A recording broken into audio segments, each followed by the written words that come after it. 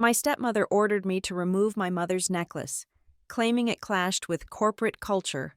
I kept it on. Inside the glass elevator of our headquarters, her hand flew, a sharp, stinging slap.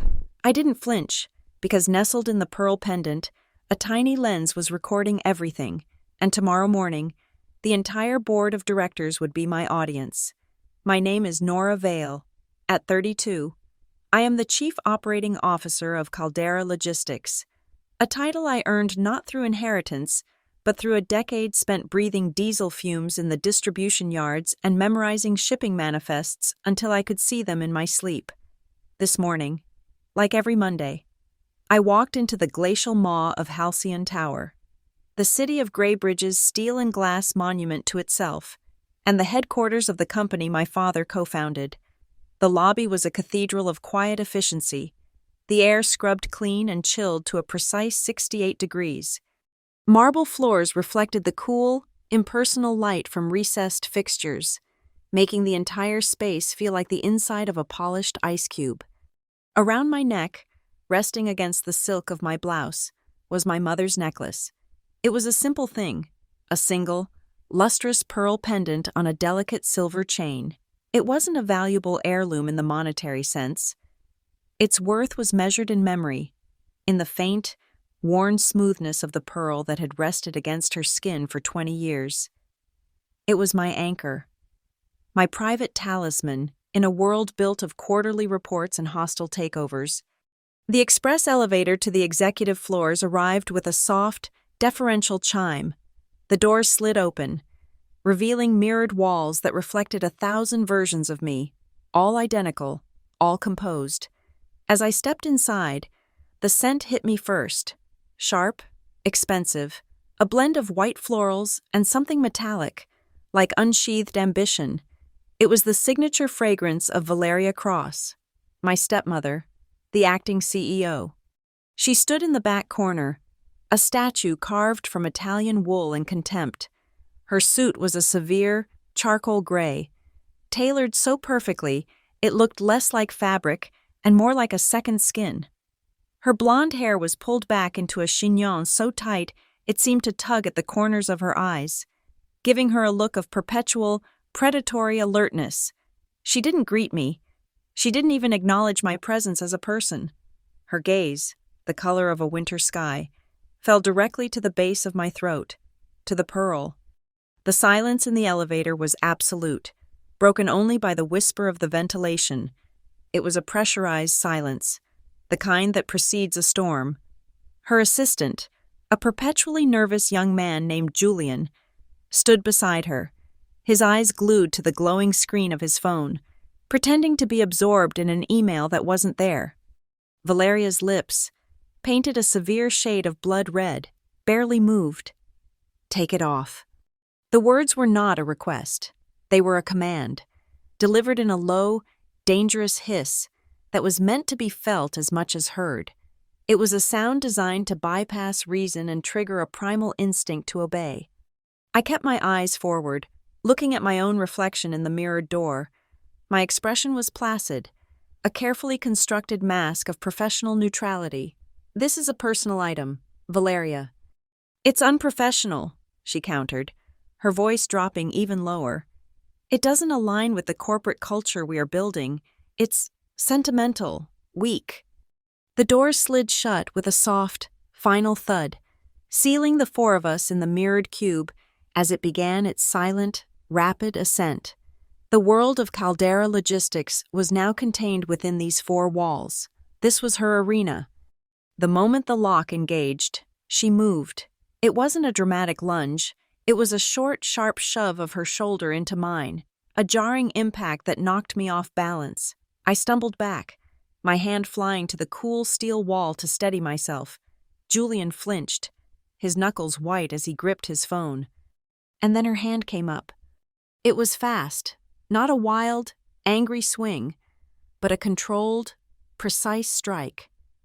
I saw the flash of her gold signet ring, the one that had belonged to my father.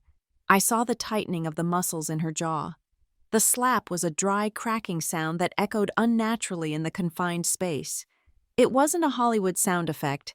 it was the flat, ugly noise of flesh hitting flesh. A starburst of heat bloomed on my left cheek. The shock of it was a physical jolt, a current that shot down my spine and into the soles of my shoes. For a single, suspended second, the world went white at the edges. My ear rang with a high-pitched tone. But I didn't cry out. I didn't recoil. Years of dealing with her, of navigating the emotional minefield of her existence, had taught me one thing: control. I pushed myself fully back against the wall, using its unyielding support to ground me. I let out a slow, silent breath and met her gaze in the reflection. My own eyes, wide and unflinching, stared back at me, and then at her.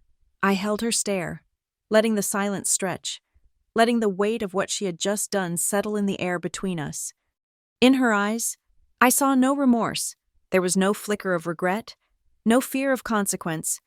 There was only a cold, reptilian satisfaction, the raw, undisguised triumph of a bully who had finally gotten her way. She believed she had asserted her dominance, put me back in my place with a single, brutal act of physical power. She thought she had won. To my right, Julian was a statue of terror. He was still staring at his phone, but the screen had gone dark.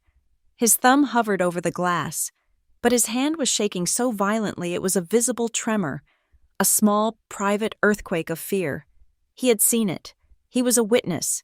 But in Valeria's world, witnesses like Julian didn't matter. They were just part of the scenery, too afraid of losing their jobs to ever speak a word. He was collateral damage, another soul corroded by the toxic culture she championed.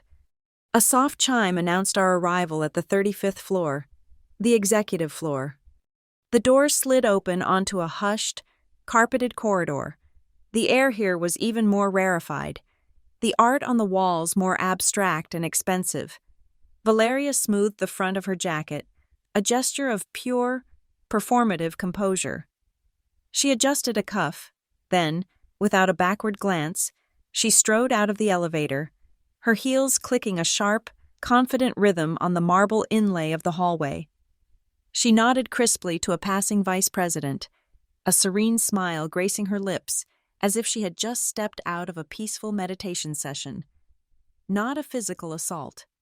I remained in the elevator for a beat longer, watching her go.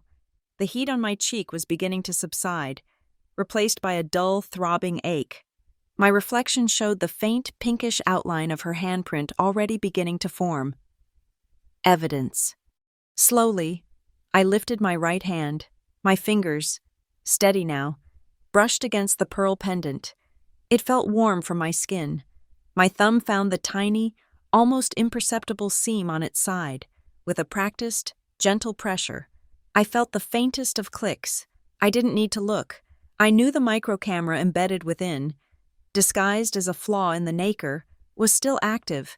The tiny red indicator light, visible only from a millimeter away, was blinking its silent, steady confirmation, recording, capturing every micro-expression of her rage, every pixel of Julian's terror, every decibel of that sharp, definitive slap.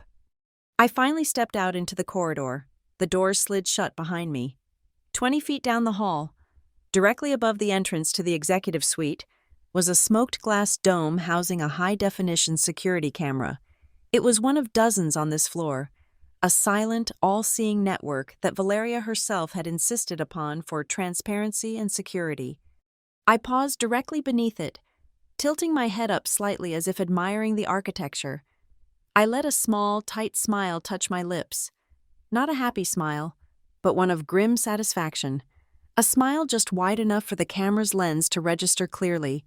The gesture was for the record, for the log, for the narrative I was now in complete control of.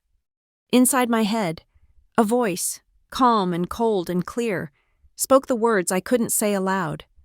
"Thank you for the evidence." I walked into my office, the door closing with a soft hydraulic hiss that did nothing to muffle the ringing in my ear.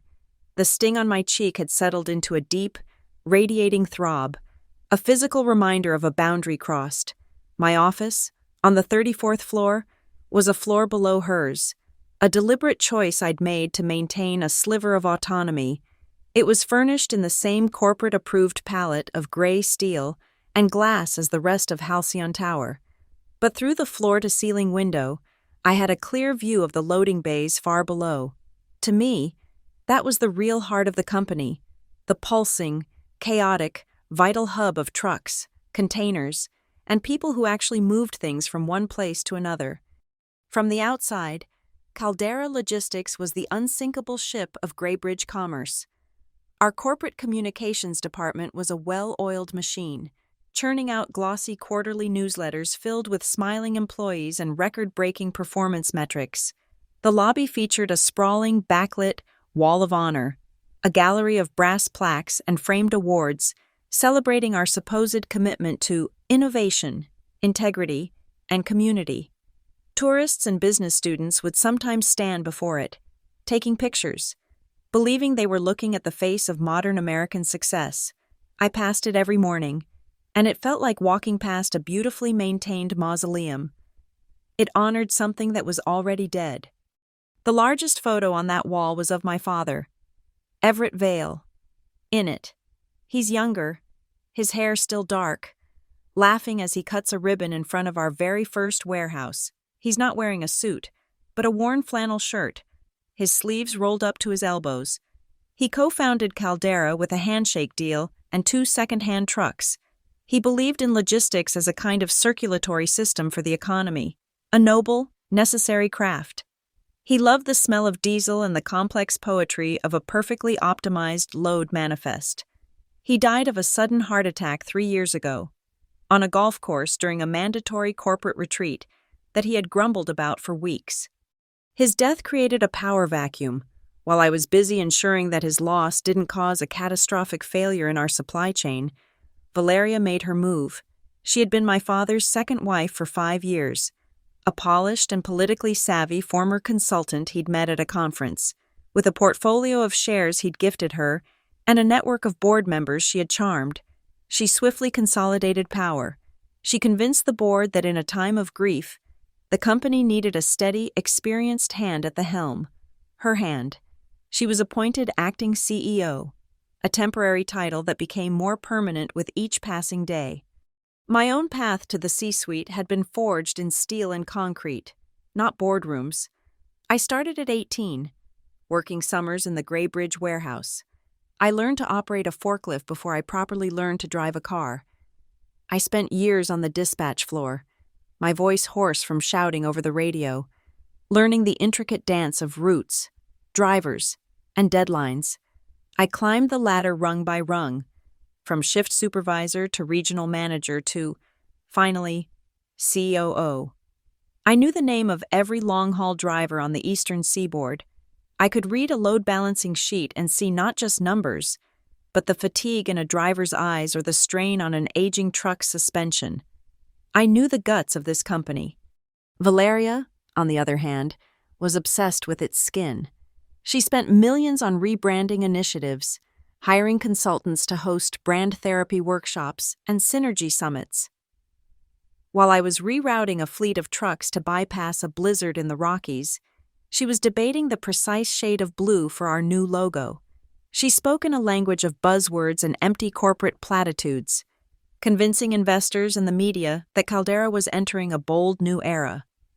Her presentations were flawless, filled with inspiring stock photos and soaring rhetoric about disrupting the paradigm of modern logistics. The official narrative, carefully curated by human resources, was that she was a visionary leader. Emails went out praising her inspirational town halls and unwavering commitment to employee wellness. But I managed the anonymous digital feedback system, and that inbox told a different story. It was a raw, unfiltered stream of desperation. Drivers complaining about forced overtime and falsified logbooks to meet impossible deadlines. Warehouse staff detailing unsafe working conditions.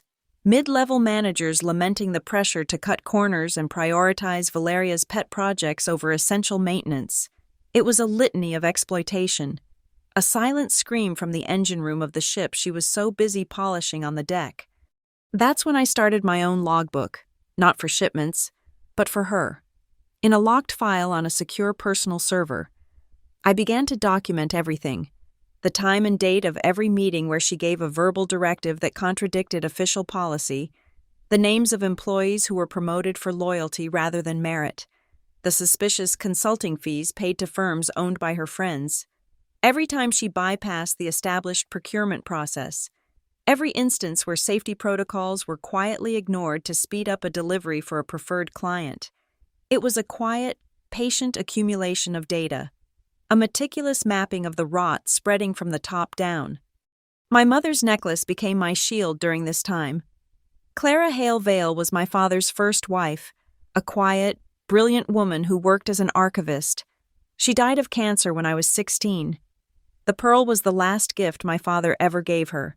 It was the only thing of hers I owned, and wearing it felt like carrying a piece of her quiet strength and unwavering integrity with me. When I was in a tense negotiation or a hostile board meeting, I would discreetly touch the pearl, its cool, smooth surface a reminder of her calmness, a silent call to stay grounded in the truth. Valeria hated it. She saw it not as a piece of jewelry, but as an emblem of a time before her, a history she couldn't control or rewrite. 6 months ago, she issued a company-wide memo for executive-level staff, banning the display of significant personal items in the operational zones and meeting rooms. The official reason was to maintain a focused, uniform, and professional environment. It was, of course, a rule written for an audience of one: me.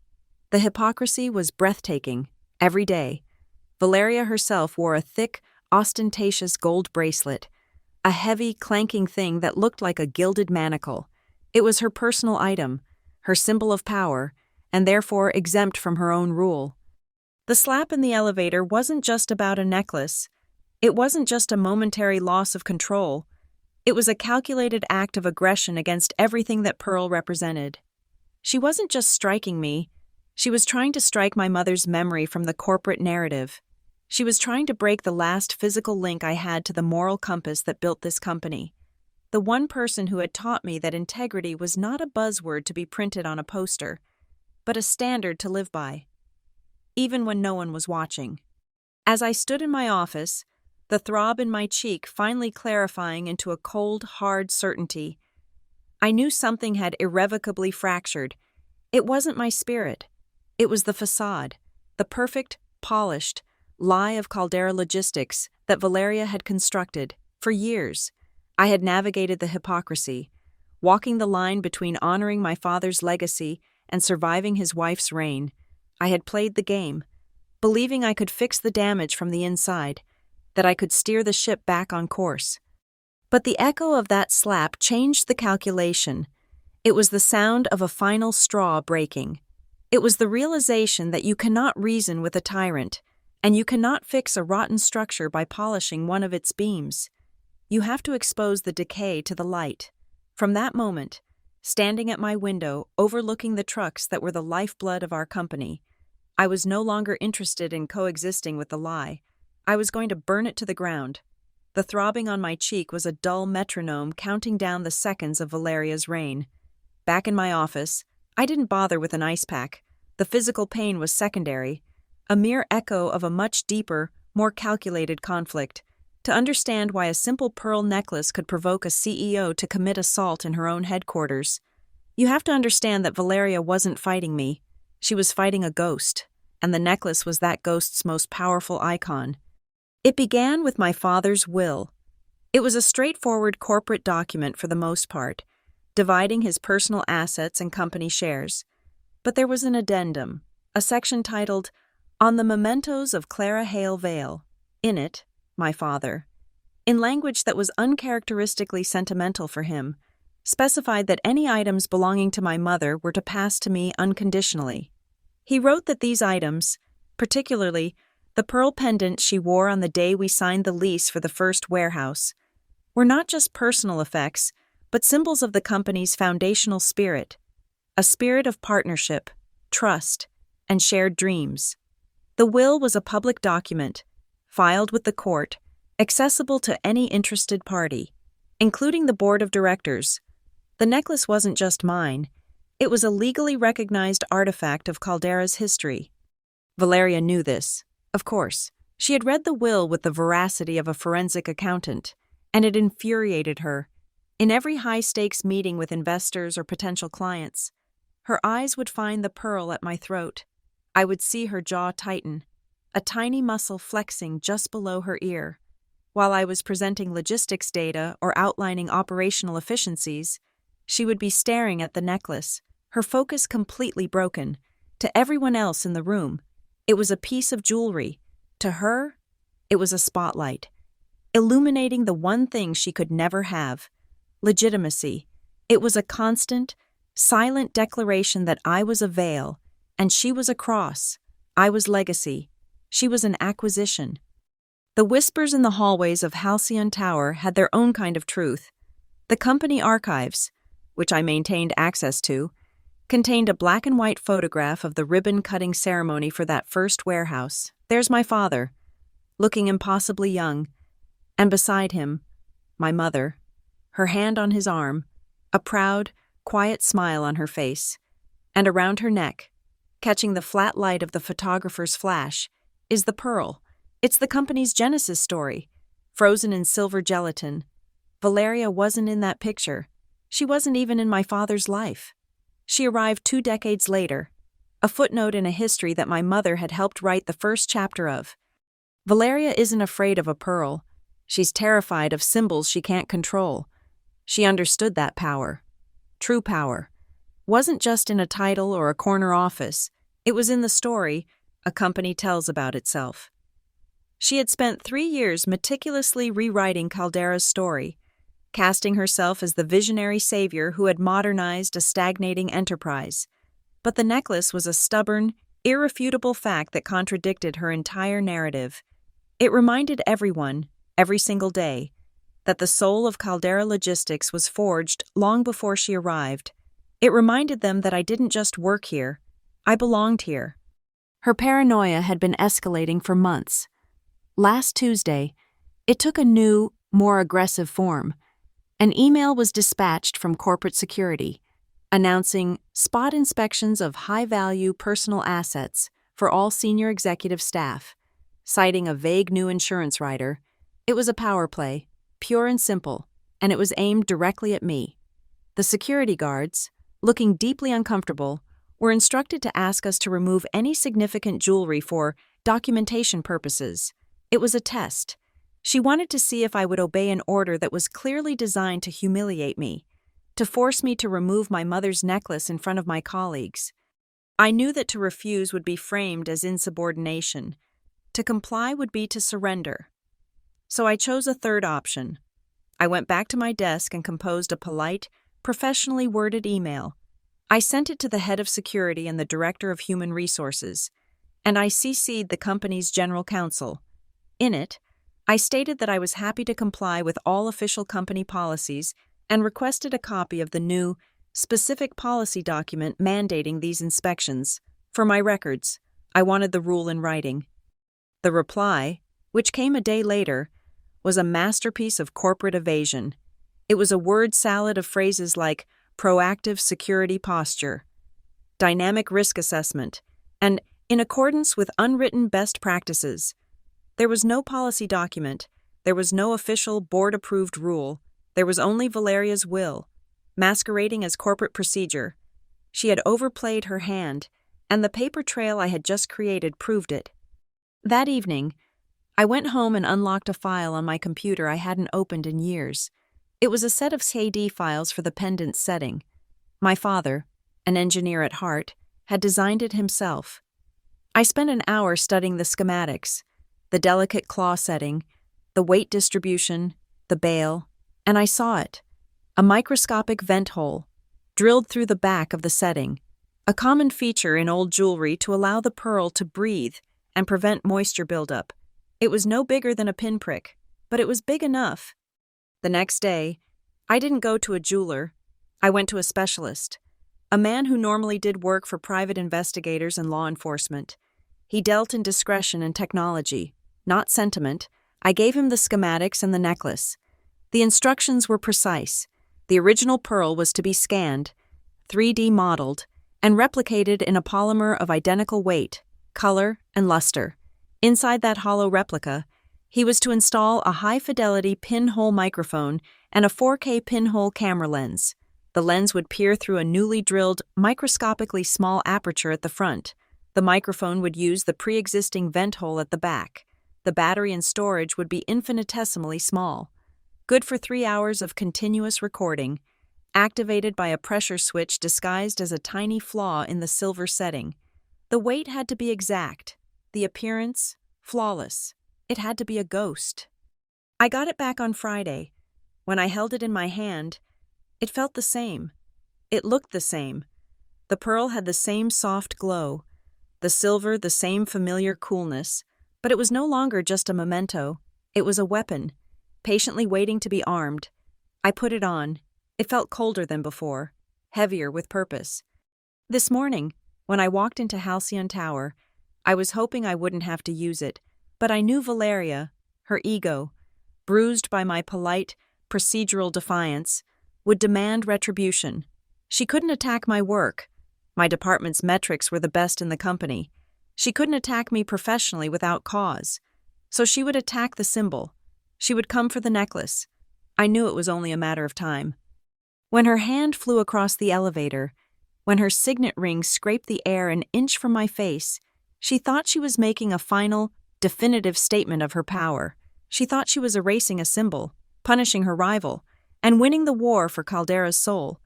But what she actually did was press the record button. She didn't know it, but with that one violent, arrogant motion, Valeria Cross had just turned on the camera and started the final scene of her own downfall. She had rung the bell herself. The moment the door to my office closed, the emotional shockwave of the assault receded, and a cold, crystalline logic took its place. The throb in my cheek was no longer an injury. It was a data point. The tremor in my hands was not fear. It was excess adrenaline that needed to be channeled into process. Revenge is a dish best served cold, but my father, the engineer, would have added that it is best prepared in a clean room, following a precise, repeatable, and legally defensible protocol. It was time to build the trap. My first action was not to call a lawyer or a friend. It was to access the Caldera Logistics internal server and pull up the employee handbook, specifically Section 11B, Subsection 4, Workplace Privacy and Personal Recordings. I had helped draft the last revision. It stated, in clear language, that while the recording of conversations without the consent of all parties was generally prohibited, an exception existed for situations in which an employee has a reasonable belief that they are documenting a violation of the company's code of conduct, including but not limited to harassment, threats, or assault, especially within common areas not subject to a reasonable expectation of privacy, such as elevators. Valeria, in her arrogance, had approved the revised handbook without reading it. The recording was clean. The foundation was solid. The next step was securing the venue. The annual general meeting of the board of directors was scheduled for the following Monday. It was the perfect stage, a formal recorded proceeding where all the key decision-makers would be present and accountable. I sent a formal request to the board secretary's office. The subject line read, Agenda Addition Request, Annual General Meeting. The body of the email was brief and deliberately bland. Cynthia, I wrote, pursuant to my role as COO, I would like to add a 10-minute presentation to the agenda. Please title it, Review of Q3 Operational Risks and Their Impact on Corporate Culture. Thank you. Nora Vale. The topic was just vague enough to be unalarming, yet it provided the perfect, unimpeachable framework for what was to come. With the stage set, I needed corroborating evidence. My video was the narrative, but I needed third-party data to anchor it in objective reality. I logged into the Internal Audit Department's request portal. I filed a standard data retrieval request, Form 74C. In the description field, I wrote, requesting full access logs for Executive Elevator Bank C for the period of 0800 to 0830 on today's date. Data is required to cross-reference executive transit times against meeting start logs for a departmental efficiency and punctuality report. It was the most boring, bureaucratic reason I could invent, No one would question it. The logs would provide a time-stamped, impartial record of who was in that elevator and for exactly how long. It would confirm the opportunity for the incident to occur precisely as I would claim. Now for the evidence itself. I connected the necklace's discrete USB-C port to a secure, air-gapped laptop. The file transferred in seconds. A pristine, 4K video file, 47 seconds long, with crystal-clear audio. The file name was a string of numbers. I renamed it Exhibit A. I then took 2 brand-new, military-grade encrypted memory cards from my desk safe. I copied Exhibit A onto both. I placed each memory card into a small, static-proof bag, then placed each bag into a separate, standard manila envelope. On the back of each envelope, I signed my name across the sealed flap, dating it with the current date. Chain of custody is everything. Any suggestion that the footage was tampered with would be my undoing. This procedure would make that accusation impossible. The board needed to be primed. They couldn't walk into this cold. It would look like an ambush, and I would be cast as the hysterical, vengeful daughter. I needed to frame this as a grave corporate matter, not a personal dispute. I drafted another email, this one addressed to the entire board of directors distribution list, including Valeria. Board members, it began. I am writing to formally notify you that a time-sensitive incident concerning workplace safety and executive conduct occurred this morning. In accordance with our governance protocols, I have requested time during the upcoming AGM to present evidence related to this incident in a closed executive session. I believe the matter poses a significant risk to the company and requires your immediate attention. By including Valeria, I gave her the illusion of transparency. By using the words safety, governance, and risk, I ensured they would have no choice but to grant the closed session. Next, I engaged the system. I had to demonstrate that I had made every effort to follow the proper channels. I sent an email to our general counsel, Mark Ellison. Mark, I wrote, I need to report a potential violation of the company's code of conduct that occurred this morning, involving senior executive personnel. I have evidence I believe is critical for the board to review. Could you please advise on the correct and proper procedure for presenting such sensitive evidence to ensure all legal and ethical guidelines are met? I wasn't asking him for help. I was putting him on the record.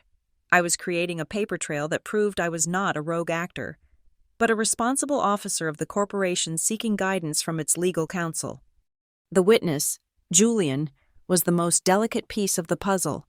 Contacting him directly was out of the question. He was terrified, and any communication from me would be reported to Valeria immediately. He would be coerced or fired before he could ever speak. So I buried him in plain sight. In my formal agenda submission to the board secretary, I included a short list of personnel whose input may be required for my presentation. It was a list of 4 mid-level managers and, tucked in the middle, Julian Finch, executive assistant to the CEO. He wasn't being called as a witness to an assault. He was simply a resource for a discussion on operational risks. He wouldn't know his role until the moment the video played. Finally, I needed to secure the king, Arthur Sterling, the chairman of the board. He was an old-school corporate titan who had been on my father's board for 30 years. He was pragmatic, unsentimental, and he loathed 2 things above all others: public scandal and anything that negatively impacted the stock price. I didn't email him. I called his direct line. Arthur Sterling. His voice boomed, impatient as always. Arthur, it's Nora Vale. There was a pause. Nora, is this about the agenda? Your request came through, vague. It's about the reason for the request, I said, keeping my voice low and steady. I have something you need to see. I would appreciate the opportunity to show it to you privately before I present it to the full board on Monday. Why? He asked, his voice sharp with suspicion. Because, I said, choosing my words carefully, this isn't just about a risk to our culture, it's a risk to our quarterly earnings report. And I thought you, of all people, would want to see that coming. Another pause, this one longer. My office, tomorrow morning, 7 a.m., don't be late. He hung up. With the pieces in place, I turned to the final element of the trap. The assault was the catalyst, the emotional core that would capture the board's attention. But emotion is fleeting. What truly moves a board of directors is money. I opened the encrypted spreadsheet I had been building for months, the one I called Valeria's Ghost Fleet. It was a meticulous, cross-referenced ledger of her leadership. One column listed the date and time of her verbal-only directives, painstakingly logged after every meeting. Get the Vespera import shipment out by midnight. I don't care how. Hold the parts delivery for Northwick. We need the trucks for a priority client. Find a way to write off that fuel overage on the Northeast line. The adjacent columns showed the consequences. A spike in overtime, pay for the loading dock on the night of the Vespera shipment. A contractual penalty paid to Northwick for the delayed parts. The exact cost of the disappeared fuel, now categorized under a vague asset depreciation code. I had built a direct, undeniable, and financially devastating line between her impulsive, off-the-books commands and real tangible losses on our balance sheet. The slap in the elevator was not an isolated act of a woman losing her temper. It was the predictable result of a leader who believed she was above all rules, all procedures, and all accountability, both personal and fiscal. My trap wasn't just a video of an assault. It was a comprehensive, data-driven indictment of her entire tenure as CEO. The video would prove her character was unfit for leadership. The spreadsheet would prove her leadership was killing the company. One was a dagger to the heart, the other, a poison in the well, and on Monday morning, the board would be served both. The days between the slap and the annual general meeting were a blur of focused, silent warfare. My office became a command center. The glow of my monitors the only light I saw for hours on end. The Ghost Fleet spreadsheet was open constantly, a grid of numbers and dates that was slowly coalescing into a portrait of systemic fraud. The investigation didn't begin with a dramatic revelation, but with a single, innocuous email I had flagged 6 months prior. It was from Valeria to the head of dispatch. The subject: Urgent, Vespera Imports. The body was a masterclass in corporate doublespeak. Dave, it read, we need to exercise some strategic flexibility for Vespera. They are a key growth partner. Moving forward, please ensure their scheduling requests are prioritized. I will personally oversee their account, so you can bypass the standard vetting queue for their loads. Let's demonstrate the kind of agile, client-focused partnership that defines the new Caldera. Bypass the standard vetting queue was corporate code for break the rules. The vetting queue was a complex algorithm I had helped design to ensure fair scheduling, proper load balancing, and compliance with federal transportation laws. Bypassing it was like drilling a hole in the bottom of a boat to make it go faster. With that email as my starting point, I dove into the dispatch logs, and there they were, what the night shift dispatchers had started calling ghost slots. On the master scheduling board, a normal truck run was a solid green block, filled with a manifest number, a driver's name, and a destination. But several times a week, often late at night, a gray block would appear. It would be assigned a truck and a driver, but the manifest field was empty. The destination was listed as one of our regular routes, like Gray Bridge to Northwick. The authorization code next to it was always the same: VC Priority, Valeria Cross. Priority, a truck, a driver, and a full tank of diesel, sent out onto the highway carrying nothing but air. The purpose was obvious. It was a way to hold a prime departure time for a favored client like Vespera Imports without having to commit to a real shipment. When Vespera's cargo was finally ready, they'd get the slot instantly, while a legitimate client who'd been waiting for days would get bumped. It was logistical malpractice, and it was costing us a fortune. I cross-referenced the dates of the ghost slots with the payroll data for the loading docks. A clear pattern emerged. On the nights a ghost truck was dispatched, the overtime costs for the late-night shift would skyrocket. It made perfect sense, because the schedule was artificially held. When Vespera's real shipment finally arrived at the last minute, the dock workers had to scramble, working at a frantic pace and well past their normal hours to get it loaded. We were paying our own employees a premium wage to compensate for Valeria's corrupt and inefficient system. The revenue on those nights, however, remained flat. The extra cost was a pure dead loss, absorbed directly by the company. But there was another, more troubling anomaly.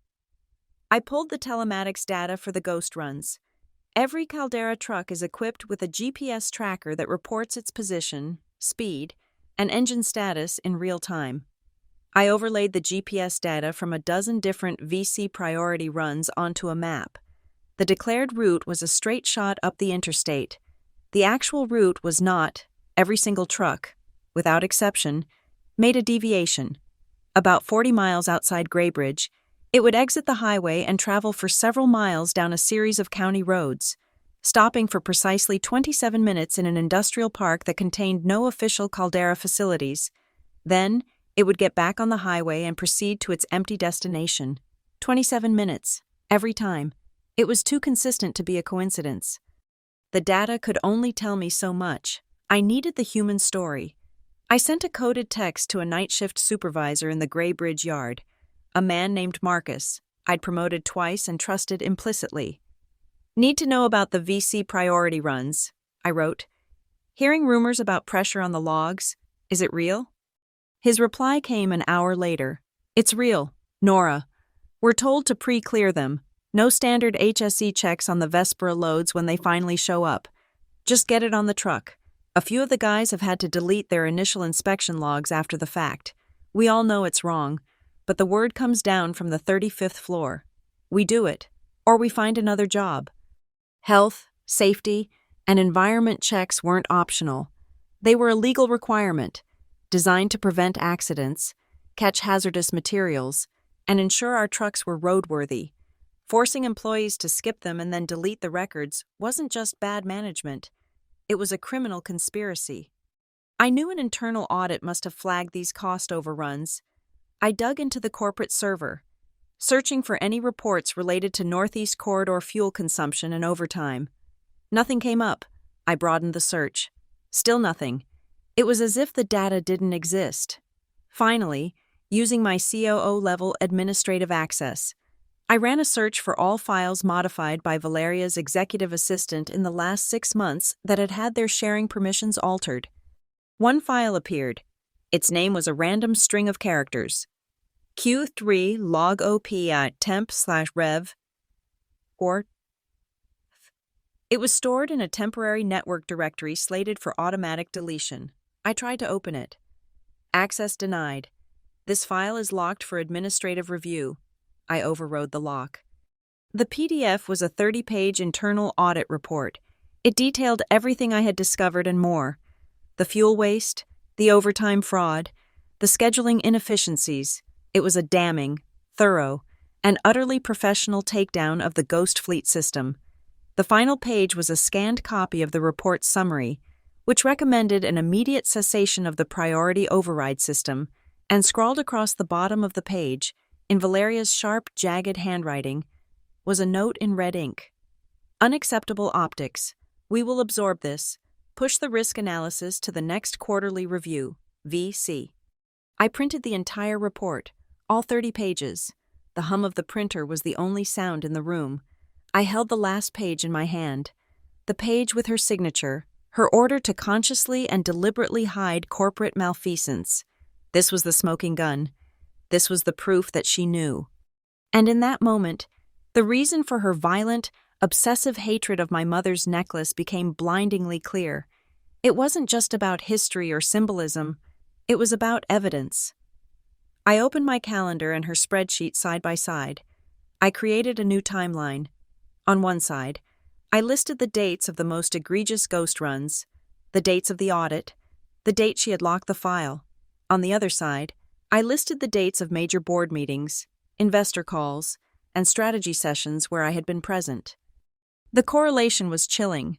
The weeks I wore the necklace into a high-stakes meeting were the weeks her off the books. Verbal directives spiked.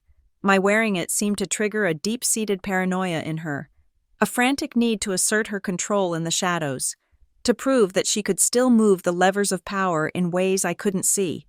The necklace was a symbol of a transparent, honest way of doing business, my father's way, and in its presence, she was driven to create more secrets, more lies, more fraudulent schemes to prop up her fragile authority. She was obsessed with controlling the narrative, with erasing any symbol she couldn't own. The necklace was a symbol of integrity she couldn't break, so she had tried to break me instead. She had assaulted me to remove a witness to her illegitimacy, but she had failed to understand a fundamental truth. The people who hate evidence the most are always the ones who create the most of it to hide.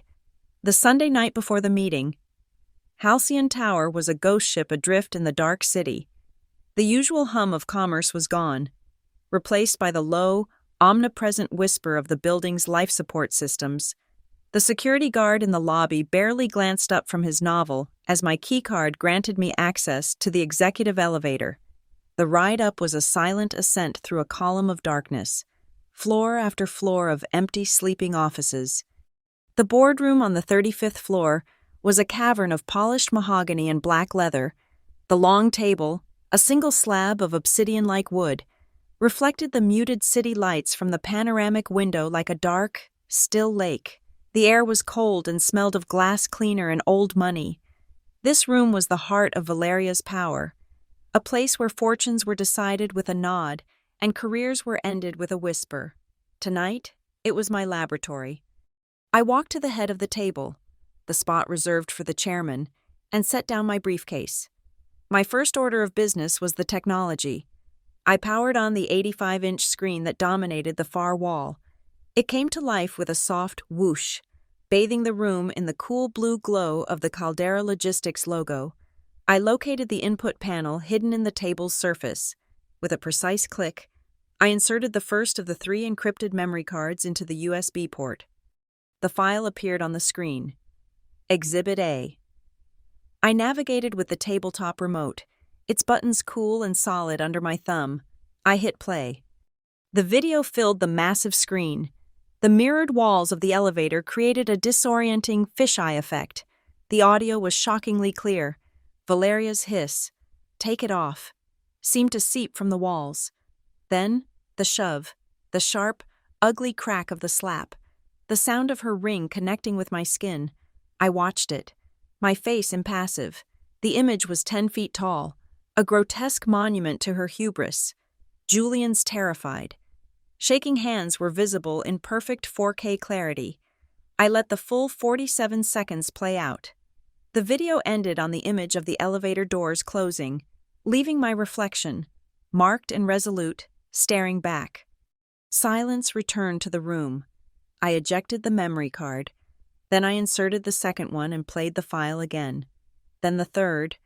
3 different copies, 3 different pieces of hardware, a systems check, a rehearsal, a ritual to banish any possibility of technical failure.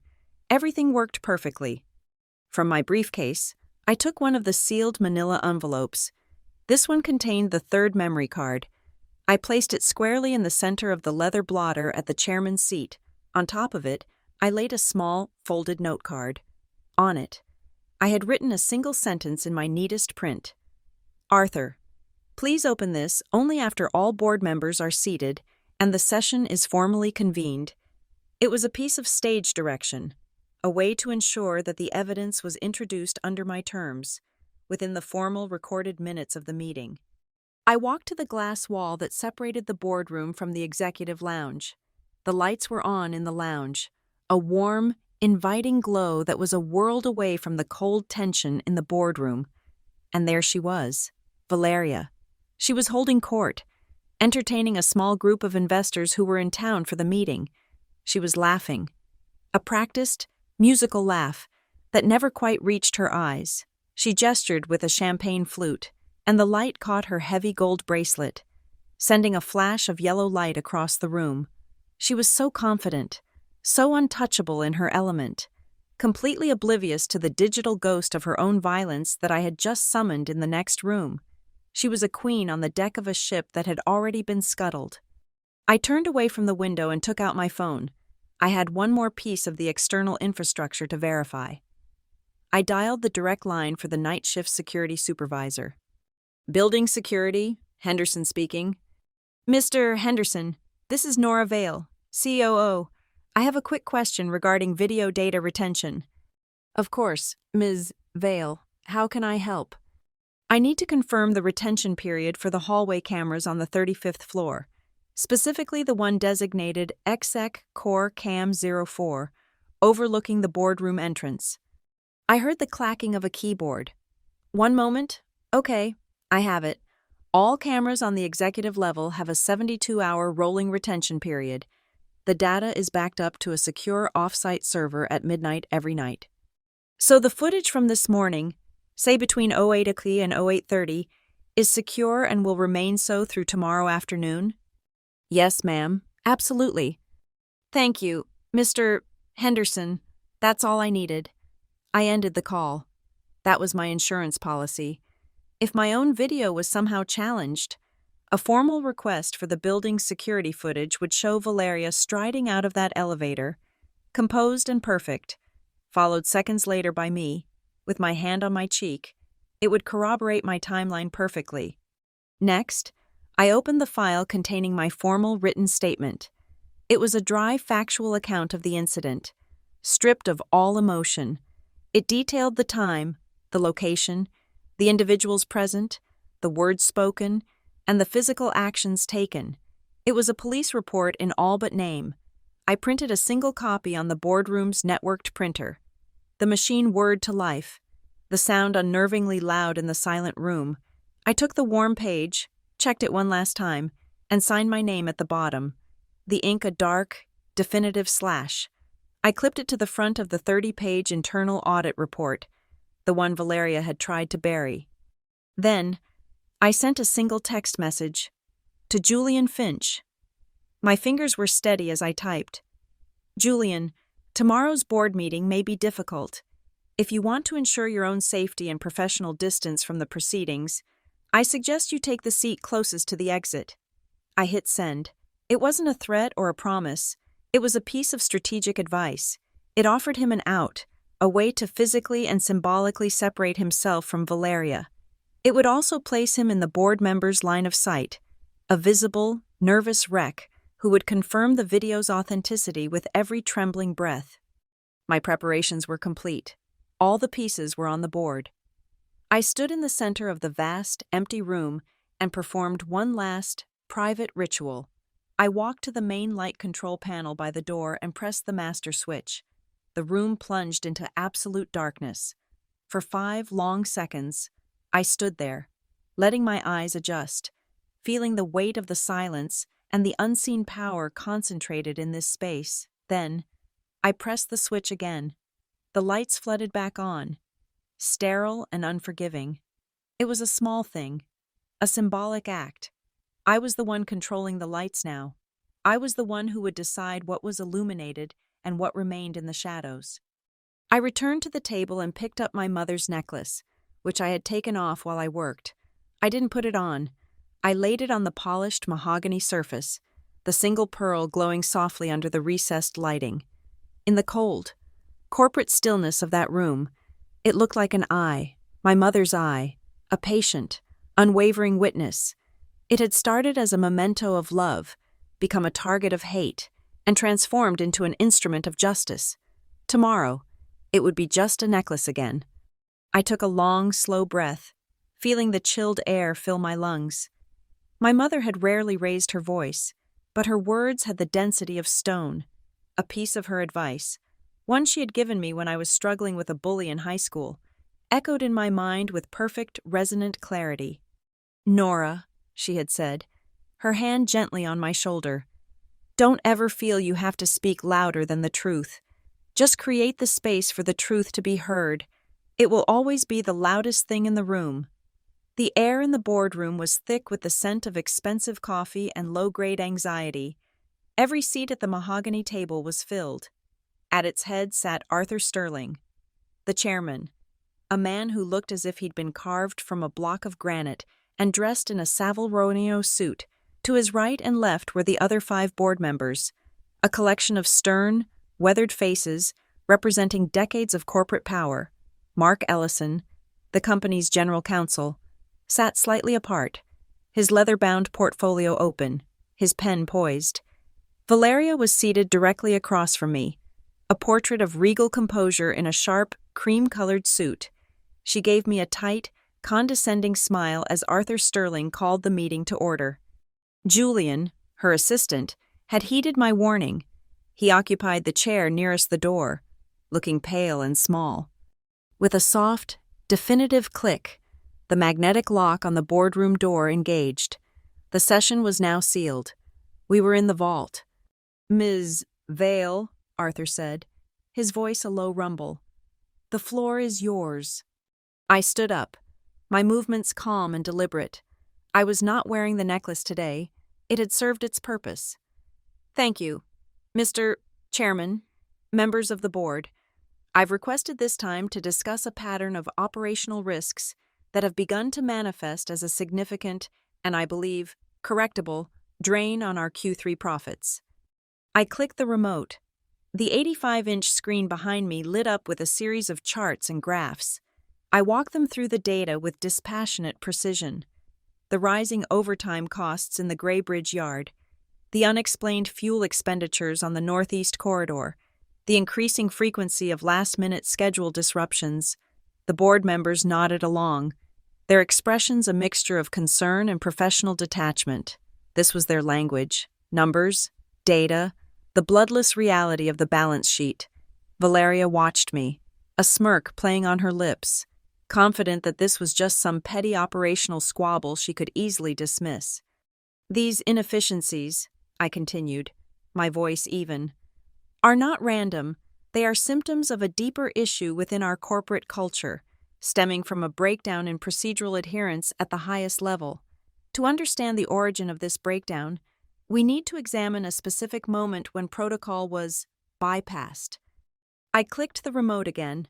The complex charts vanished, replaced by a black screen with simple white text in the center. Monday, 08:11:23 a.m. A flicker of confusion crossed a few faces. Valeria's smirk faltered. "I'd like to present a piece of evidence directly related to this breakdown," I said, my eyes locked on Arthur Sterling. "It is a recording of an incident that took place in Executive Elevator C." Before anyone could object, I pressed play. The claustrophobic, mirrored interior of the elevator filled the massive screen. The audio was perfect, echoing slightly in the vast, silent room. Valeria's voice, a venomous hiss, cut through the air. "Take it off." My own calm reply. The doors closing, the shove, and then the slap. The sound was not what they expected. In the acoustically engineered boardroom, it was not a mere slap. It was a sharp, percussive crack, a gunshot of violence that made two of the board members physically flinch. The sound of her ring striking bone and flesh was obscene. The video played for 7 more seconds, showing my stunned but steady reflection. Her face a mask of cold fury, Julian's trembling hands. Then it ended, plunging the screen back into darkness. For 7 full seconds, no one spoke, no one moved. The only sound in the room was the barely audible whisper of the climate control system, a soft, indifferent hum that seemed to amplify the crushing silence. The air had been sucked out of the room. Valeria was the first to break. She shot to her feet, her chair scraping harshly against the floor. "This is an outrage, a complete and utter fabrication of context. It's an illegal recording, a desperate, pathetic attempt to slander me over a private, family disagreement." I did not look at her. I kept my gaze on the chairman and pressed the button on the remote. Click. A new image appeared on the screen. The official, time-stamped access log from the building's security system, showing N. Vale, V. Cross, and J. Finch entering and exiting elevator C at the precise times shown in the video. Click. A scanned copy of my official email to HR and legal, politely requesting clarification on the personal items policy.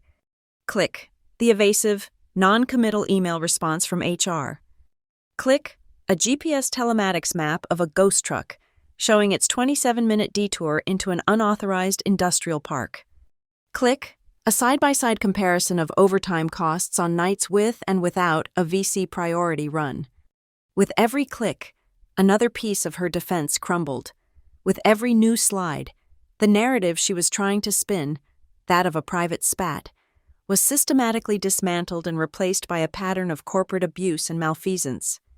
Mr. Chairman, Mark Ellison, the lawyer, finally spoke, his voice cutting through the tension. He stood up, his face grim. Mr. Chairman, I must advise that we pause this presentation.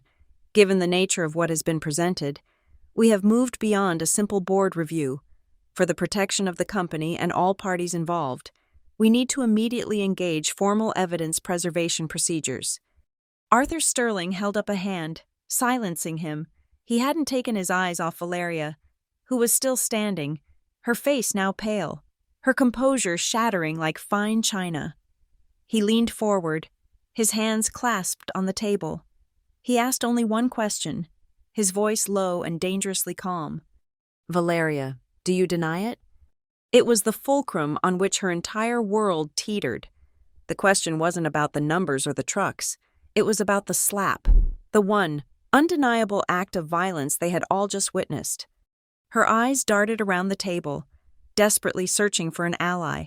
A friendly face, a nod of support. She found none. The other board members were suddenly intensely interested in their notes. The patterns in the mahogany, the skyline outside the window. They wouldn't meet her gaze. Her eyes fell on Julian, her last hope, the witness she could control. But Julian was staring at his own hands, clasped so tightly in his lap that his knuckles were white. He was a statue of silent, miserable confirmation. She was utterly, completely alone. I stood and delivered the final lines, my voice clear and steady, filling the void left by her silence. The recording is not about a personal disagreement. It is about an abuse of power. It is the most visible symptom of a leadership style that believes rules are for other people. I took a step forward, letting my gaze sweep across the faces of the board members before finally landing on Valeria. The act of violence is the part you can see, the part that is visible above the water, the submerged part, the part that has been silently ripping a hole in this company's hull, is the ghost fleet, the falsified logs, and the buried audits. One is an attack on an employee, the other is an attack on the shareholders. Both come from the same place, a belief that you are above accountability. The aftermath of my final statement was not a storm of shouting or debate. It was a swift, bloodless, procedural execution. Arthur Sterling did not even look at me. His gaze remained fixed on Valeria, who had sunk back into her chair, her face a mask of disbelief. He cleared his throat, a sound like gravel turning over. "A motion is on the floor," he announced to the room, though his words were directed at her, to place acting CEO Valeria Cross on immediate and indefinite administrative leave, pending a full, independent investigation into the matters presented here today. He looked to his left. "Mr. Davies, your vote?" A bald man with tired eyes spoke without hesitation. "Aye." "Ms. Albright?" "Aye." The votes came down like hammer blows, one after another, crisp and final. Aye, aye, aye, 5 of them, unanimous. It took less than 15 seconds to completely dismantle her career. Arthur did not cast a vote. As chairman, he didn't need to. The motion was carried. "The motion passes," he stated, a flat declaration of fact. He then looked toward the head of corporate security, a stoic man standing by the wall. "Mr. Thorne, please proceed." Thorne spoke quietly into his wrist communicator. In front of Valeria, the integrated tabletop screen that displayed her calendar, her messages, her entire digital life, flickered once and then went dark. A small red light on her employee ID badge, which she had clipped to her portfolio, blinked twice and then went out. In the silent, networked world of Halcyon Tower, she had just ceased to exist. She was no longer an executive. She was a security risk. "Valeria," Arthur said, his voice now devoid of any warmth it might have once held, You will be escorted from the building. You are not to access any company systems or contact any employees, other than through legal counsel. Your personal effects will be packed and sent to your home. Is that understood?" She didn't answer. She just stared at the blank screen in front of her, as if she could will it back to life through sheer force of will. I stepped forward and addressed the board secretary, a prim woman who had been taking meticulous notes throughout the entire ordeal. "Cynthia," I said, holding out the second sealed manila envelope, the one I had kept in my briefcase. "For the official record of this meeting, I am submitting the primary evidence file." I placed it on the table in front of her.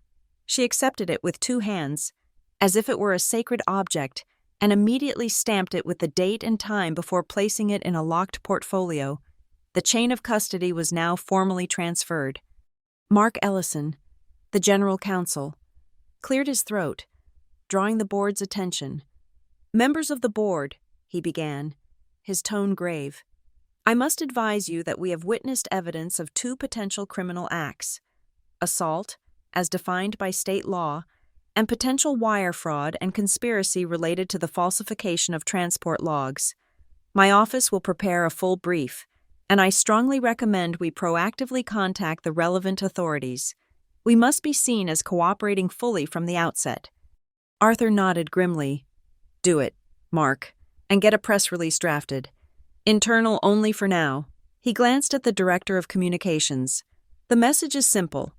Caldera Logistics has a zero-tolerance policy for conduct that compromises the safety of our employees or the integrity of our operations. Emphasize that we are taking swift, decisive action to uphold our values. No names, no specifics, just a reaffirmation of principle." It was a masterclass in corporate damage control, already walling off the blast zone. 2 security officers, a man and a woman, entered the room with a quiet professionalism. They stood by Valeria's chair, their presence a silent, unmovable command. It was over. She finally seemed to realize it. She slowly rose to her feet, her movements stiff and jerky. She gathered her portfolio, her hands fumbling with the clasp. As she turned to leave, her eyes met mine across the long, polished table. For a moment, I saw a flicker of raw, unadulterated hatred in them. Her lips, still perfectly painted red, twisted into a sneer. She spoke in a low, seething whisper that only I could hear. "You think you won? You think this is a victory? All this because of a stupid pearl necklace?" Her insult was meant to diminish me, to reduce this entire complex takedown to a petty, sentimental squabble, but she had, in her ignorance, handed me the perfect final line. "No, Valeria," I replied, my voice calm and clear. "It's because my mother taught me to always keep the receipts." A flicker of confusion, then dawning comprehension, passed over her face. She had no response. She turned and walked toward the door, the security officers flanking her at a respectful distance. The moment the boardroom door opened, a wave of silence washed over the entire executive floor. The usual low hum of activity had ceased. People were standing in the corridors, by the glass walls of their offices, not staring, but pointedly aware. Word had traveled with the speed of light. Through texts and instant messages, they knew. As Valeria walked through the corridor, it was not a gauntlet of jeers or whispers. It was something far more damning. People simply stopped what they were doing and took a half step back, clearing a wide path for her, as if she were carrying a contagious disease. There was no applause for her downfall. There was no celebration. There was only the vast, empty space of their collective rejection. It was the quietest, most brutal shunning I had ever witnessed. I remained in the boardroom as the others began to file out, talking in low, urgent tones. I felt a buzz from my phone. It was an email. The sender was Julian Finch. The subject line was empty. The body of the email contained a single sentence. "Thank you for speaking up for so many of us." I closed the email and put the phone away. The adrenaline that had sustained me for the past week began to recede, leaving a profound and heavy quiet in its wake. My body felt like it was finally catching up to the events of the last few hours. My hands were steady, but I could feel a faint tremor deep inside. Slowly, almost unconsciously, I raised my hand and touched my left cheek, the spot where she had struck me. The faint, reddish mark was still there, a ghost of her handprint, but there was no pain anymore. The stinging, the throbbing, the shock. It was all gone. In its place, I felt only a gentle, spreading warmth, as if the blood was finally returning to a place that had been cold for a very long time. It was the feeling of a fever breaking. An hour later, the boardroom was empty, save for Arthur Sterling and me. The remnants of the meeting, discarded papers, half-empty water glasses, were the only evidence of the corporate earthquake that had just occurred. Arthur had been on his phone for most of that hour, his conversations short, brutal, and efficient. Now, he finally put it down and looked at me, his eyes searching, analytical. "The board is in agreement, Nora," he said, his voice softer now, weary. "The acting CEO title is a poison pill, but we need a hand on the wheel, a steady one, someone who knows the machinery. We need you to take over, interim CEO, effective immediately. Steer us through this investigation." The offer hung in the air between us, heavy and dense. It was the prize, the throne, the logical conclusion to the battle I had just won. It was the one thing I had never once considered. I didn't answer immediately. My gaze drifted past him, through the glass wall of the boardroom to the far side of the executive floor. On that wall was a massive, backlit map of our North American logistics network. It was a beautiful thing, a complex web of glowing blue and green lines representing shipping lanes and trucking routes, pulsing with tiny points of light that were our vehicles in motion. Valeria had installed it as a piece of corporate art, a decoration. I had always seen it as a living organism. And now, looking at it, I didn't see a map of corporate assets. I saw the broken promises. I saw the ghost slots as dark, dead patches in the web. I saw the delayed Northwick route not as a logistical problem, but as a factory floor waiting for parts, as workers standing idle, their own livelihoods stalled because of a lie told on the 35th floor. I saw the exhausted faces of the night shift crews in the Graybridge yard, forced to break safety protocols and work dangerous hours to clean up a mess they hadn't made. Those weren't just routes. They were lifelines, and Valeria had been treating them like cracks in the pavement. "I'll need to make some immediate operational changes," I said, finally turning back to Arthur. It was not an acceptance of his offer, but a statement of my own terms. He nodded slowly. "Whatever you need." I didn't go to Valeria's office. Not yet. I went to my own. I sat at my desk, the familiar comfort of my own chair a steadying presence. I made 3 calls. The first was to the head of human resources. "Helen," I said, "effective immediately. I want the full night shift pay differential and benefits package for all warehouse and logistics staff reinstated. The one that was suspended 8 months ago. Backdate the restoration to the 1st of this month." The second call was to the director of dispatch. "Dave, it's Nora. The scheduling override code, VC priority, is to be permanently purged from the system. As of this moment, all scheduling reverts to the standard, merit-based vetting algorithm. There will be no more exceptions." My third act was to compose an email. It was addressed to the entire company, from the boardroom to the loading docks. The subject was, "The anonymous feedback system is open." In the body, I wrote that the system, which had been largely ignored, would now be monitored daily by my office. I promised a formal response to every credible submission within 5 business days. "Your operational knowledge is our most valuable asset." I wrote, "From now on, it will be treated as such." With those tasks done, I opened the top drawer of my desk. I reached up, unclasped my mother's necklace, and held the pearl in my palm. It felt warm from my skin. It had done its job. The witness was no longer needed. Its purpose had been fulfilled. I coiled the delicate silver chain around it and placed it gently in the back of the drawer, next to a collection of old service pins my father had been given. It was just a pearl again, a memory. It was mine, and it was safe. Only then did I walk to the elevator and ride it up one floor, to her office. The door was unlocked. The room was exactly as she had left it. Impersonal, stylish, cold. The furniture was Italian. The art was abstract.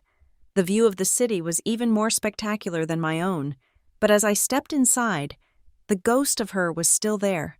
It was in the cloying, sharp scent of her white floral perfume, a fragrance that seemed to have soaked into the curtains, the carpet, the very air of the room. It was the scent of ambition that had soured into tyranny. It was a powerful, suffocating reminder of how power could curdle into poison. I stood behind her large, empty desk and looked out at the city. This was the view from the throne. From here, the trucks in the distant yard were just tiny specks of light. The people were invisible. It was dangerously easy, from this altitude, to see everything as an abstraction, a number on a spreadsheet. It was easy to forget the grit, the grease, the human cost. I knew, with a certainty that settled deep in my bones, that I could not stay here. I had not gone through all of this, dismantled this corrupt system, just to sit in the same chair and risk becoming a different version of the same monster. The chair itself was a trap. It whispered that you were important. It whispered that the rules could be bent, just this once, for a very good reason. It whispered that making an exception for a key growth partner was just smart business. I had seen what those whispers did to a person. I had a 4K video of the result. I returned to my own office and opened a blank document on my screen. I began to type. It was a formal letter, addressed to Arthur Sterling and the board of directors. It was my resignation. It was not immediate. I stated my full commitment to leading Caldera Logistics through the coming transition. I would oversee the internal investigation, cooperate with any external authorities, and work with the board to implement new transparent governance protocols. I would, in short, clean the house from top to bottom. The resignation would become effective on the day the board ratified the appointment of a new, permanent CEO. I wrote that I was not resigning out of fear or an inability to do the job. I was resigning as a matter of principle. The principle was simple. My father's legacy wasn't a title. It wasn't the corner office on the 35th floor. His legacy was in the company's foundation. It was in the hum of a well-maintained engine, the logic of an optimized route, the fair treatment of a driver who had been on the road for 10 hours. His legacy was the simple, profound, and deeply complicated promise of a package arriving on time, every time, for ordinary people. That was the work that mattered. The title was a distraction. I finished the letter, read it over once, and printed it. I signed my name at the bottom. The ink was a dark, steady line. I didn't feel sadness or regret. I felt a profound sense of lightness, of clarity. I had fought for the soul of the company, and now I was choosing to protect my own. I slid the single page into a plain manila folder. I walked back to the elevators, rode up to the 35th floor, and walked to Arthur Sterling's office. He was gone for the day. I opened the door and placed the folder squarely in the middle of his large, empty desk. It was the only thing on the polished surface. He would see it first thing in the morning. There was no need for a dramatic confrontation. The work, as always, would speak for itself. It was late afternoon a few weeks later when I finally closed the last file. The transition had been a brutal, meticulous, and deeply cleansing process. Auditors, both internal and external, had descended upon the 35th floor, and the tendrils of Valeria's mismanagement were slowly, painfully, untangled from the company's core. The ghost fleet was grounded. The true cost of her tenure was being calculated in boardrooms I no longer had to sit in. My own time was up. The new CEO, a logistics veteran brought in from the outside, was starting tomorrow. My resignation, lying on Arthur's desk that morning weeks ago, had been accepted with a quiet, weary understanding. My work was done. I walked out of my office for the last time, carrying nothing but my coat and my handbag. I didn't take the express elevator. I took the local one, the one that stopped at every floor. Descending slowly through the strata of the company I had spent my life in, I saw the faces of analysts, accountants, and marketing coordinators. People who had no idea of the war that had been fought and won in the silent, carpeted corridors far above them. To them, it was just another Tuesday. The elevator doors opened onto the lobby, the great glass atrium that was the public face of Caldera Logistics. It was the same space where I had stood that Monday morning, the sting of a slap still fresh on my cheek. My world reduced to a 47-second video file, but the light was different now. The afternoon sun slanted through the massive windows, casting long, warm stripes across the polished marble floor. The space felt less like an ice cube and more like a cathedral, a place of quiet, functional grace. Suspended from the high ceiling was the massive digital display that usually showed stock prices and promotional videos. Today, it displayed something different. In the clean, corporate Caldera font, a simple message scrolled across the screen in an endless, gentle loop. Our commitment to a safe and respectful workplace. It was the bland, legally vetted output of a PR department in damage control. But seeing it there, in 10-foot-high letters, was a quiet, profound validation. It was a public tombstone for a private tyranny. I paused in the center of the lobby, letting the flow of departing employees move around me. I reached into my handbag and my fingers found the familiar, cool smoothness of the pearl necklace. I drew it out and let it rest in the palm of my hand. The light from the windows caught the pearl, making it glow with a soft, internal luminescence. A month ago, this small object had felt impossibly heavy, weighted with the burden of proof, with the potential for failure, with the entire future of my father's company. Now, it felt lighter than air. It was just a pearl on a silver chain, a beautiful, simple thing. Its service was over. My phone buzzed with a final calendar notification, a reminder of a task I had set for myself. I opened my email client one last time. I had spent the day sending my final handover notes to my successor, a series of dry operational memos. There was only one left. I addressed it to the night shift supervisor at the Greybridge Yard. The subject was simple. Greybridge Northwick route. The body of the email was even simpler. Marcus, I wrote. The data from the last 2 weeks confirms the route is back to full efficiency and profitability under the standard scheduling protocol. Keep it that way. I hit send. It was a final command. A final piece of the machinery clicked back into its rightful place. I closed the email app. Then, I powered down my phone completely. I walked over to one of the empty benches by the glass wall, sat down, and placed my personal laptop on my knees. I opened it and logged in. The screen glowed with the familiar desktop, the spreadsheets and reports I had lived inside for years. I navigated to a single folder. It was labeled VC Project. Inside were the video files, the audio transcripts, the timelines, the secret audit report, all of it. I highlighted the folder, my finger hovering over the trackpad. I didn't need to keep it. The official evidence was logged with the board.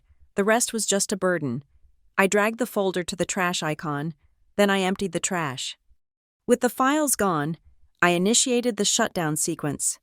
The screen went dark. I closed the lid of the laptop. In the relative quiet of the lobby, the final, definitive click of the latch was as loud and final as a judge's gavel. The case was closed. I put the laptop in my bag, stood up, and walked toward the revolving doors. As I stepped outside, the city air hit me. It was cool and sharp, smelling of traffic and street food and the coming evening. A brisk autumn wind swept down the canyon of skyscrapers and washed over my face. It ghosted across my left cheek, the one that had borne the mark of Valeria's hand. The skin there was cool, no different from the rest of my face. The mark was long gone. The memory of the pain was a distant, clinical fact, not a feeling. I did not turn around. I felt no urge to look back at the gleaming, indifferent facade of Halcyon Tower. There was nothing there for me anymore. I had no need to replay the video in my mind, to relitigate the arguments, to savor the victory. The work was done. The truth had been told. The rest was just noise. In my hand, I could still feel the phantom impression of the pearl necklace. It had been a witness, a silent, unblinking eye that had seen the truth in a place designed to hide it. Now, it would go back into a jewelry box. It would be a keepsake again, a memory of my mother, a beautiful object with a quiet history. Its extraordinary journey was over. It had reverted to the ordinary. Justice, I realized, was not the dramatic, fiery vengeance you see in movies. It was not about seeing your enemy ruined and disgraced, though that had happened. True justice was quieter, more procedural. It was about finding the flaw in the system, presenting the evidence, and forcing the right choice to be made. It wasn't about seeking more punishment. It was simply about restoring balance. The scales had been re-leveled. My part was done. I walked toward the corner, my steps feeling lighter than they had in years. The flow of the evening commuters swallowed me up, and I became just another anonymous face in the crowd, heading home. Behind me, the automatic glass doors of Halcyon Tower slid shut with a soft, pneumatic hiss, closing on a chapter of my life, and I just kept walking. Thank you so much for listening to this story. It means the world to me. I'm always curious to know where my stories end up, so please comment below and let me know where you're listening from today. It's amazing to see how far these narratives can travel. If you enjoyed this, please consider subscribing to the channel and giving this video a like. And if you really want to support what I do, hitting that hype button helps more than you know. It tells the algorithm that this is a story worth hearing and shares it with even more people. Thank you again for being here.